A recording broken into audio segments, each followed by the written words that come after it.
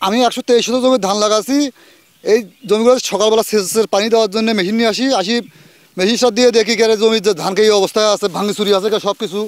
তখন আমরা জমি আসি দেখি যে সব কাঁচা ধান চটে গেছে, কাঁদিয়ে দিয়ে চটাইছে, 2-3 জনের নাড়ি নিয়ে এসে থুইছে, পানির বোতল আনিয়ে থুইছে, একে সব কিছু ভাঙি চুরি দিয়ে গেছে।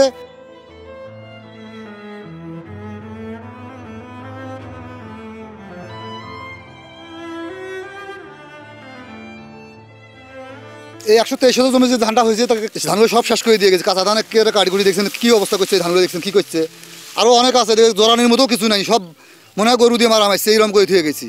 এটা আমাদের ওই 2022 সালের থেকে একটা মামলা চলতেছে জমিগুলো নিয়ে, তারাই করে গেছে এই রাতে করে গেছে অন্ধকারের মধ্যে।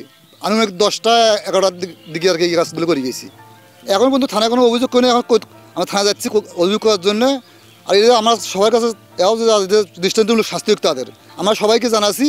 তারা বলছে তো তোমাদের যেটা করণীয় সেটা করো তোরা।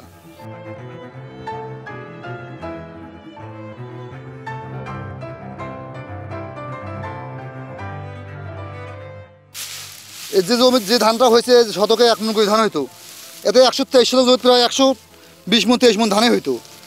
এতে মনে করেন প্রায় 1 লক্ষ টাকার মতো দাম আসতো। 700-800 টাকা ধানের বাজার এখন বর্তমান কাঁচা ধান, এতে প্রায় 1 লক্ষ টাকার মতো ধানের রেট আসতো। এটা আমাদের পুরোটাই ক্ষতি হয়ে গেছে। আর মেশিন দিয়ে পানি নেই, 1 লিটার তেলের দাম 110 টাকা, এটা কামলার দাম 400 টাকা 500 টাকা। এই সার এত দাম 1300-1400 টাকা বস্তা। এলে দিয়ে আমরা এই আবাদগুলো করলে আমি সব কিছু তছনছ করে দিয়ে গেছি রাতের মধ্যে আসি। এটা তো বিরাট অন্যায় একটা। এখন যে করুক, এখন রাতের অন্ধকার রাতে যে করুক, এই জিনিসটা তো অনেক অন্যায়। আপনি পানালা হলে আপনি দিনের বেলা আসেন, আসি কাটি নিয়ে যান, হ্যাঁ। আর আমরা পানালা হলে আমরা করে নিয়ে আসি, কাটি চেয়ে নিয়ে আসি। তা আপনি তো এটা পাক পেরে দিলেন না। কাঁচা ধান এভাবে আমাদেরও নাই, আপনাদেরও নাই, এটা কি? এটা তো কারোই হলো না, এটা তো এই বিরাট অন্যায়। এটা তো দেশের ক্ষতি এবং এর ক্ষতি। এই যারা এই কাজটা করছে তারাও খুব অন্যায় কাজ করছে। এটা আমি চাই এটা সুস্থ তদন্ত হোক, তদন্ত হয়ে দোষীরা যাতে ধরা পড়ে।